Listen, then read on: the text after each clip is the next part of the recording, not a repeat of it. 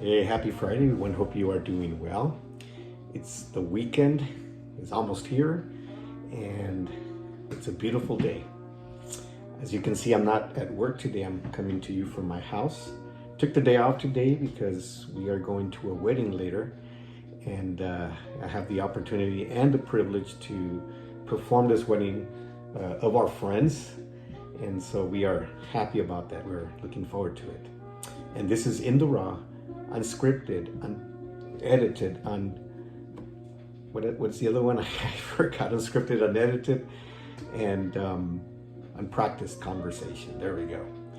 And we've been talking about the Beatitudes, and we've covered them all.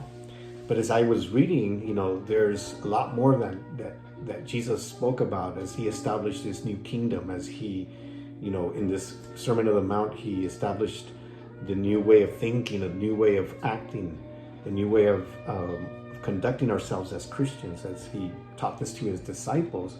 And the next thing he taught after the Beatitudes is very interesting, and I'll read it. He says, "You are the salt of the earth, but what good is salt if it has lost its flavor?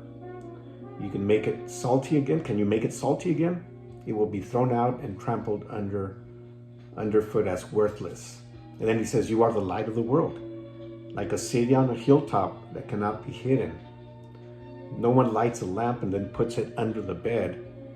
Instead, it is placed on a stand where it gives light to everyone in the house.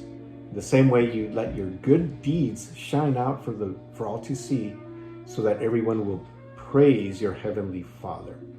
So there's two things here that it's talking about: salt and light. And the salt, Jesus is, he's applying it to our lives as we give flavor to everybody around us. And how does that work? Well, salt. When we use salt in our food, it's to give it flavor. Sometimes somebody's life could be insipid, could be flavorless, could be worthless or pointless. They might think that. And so when we come along and we interact with them through our deeds, through the way we act, the things that we say to them, they can receive flavor. They can say, there's something good about life. There's flavor in my life, because we have been that salt for them.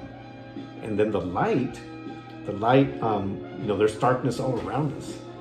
There's people that live in darkness, people that don't have hope, people that can't figure out how to live their lives, what to do. They can't make decisions. They are lost in so much things, so many problems. And so, we can give hope to them.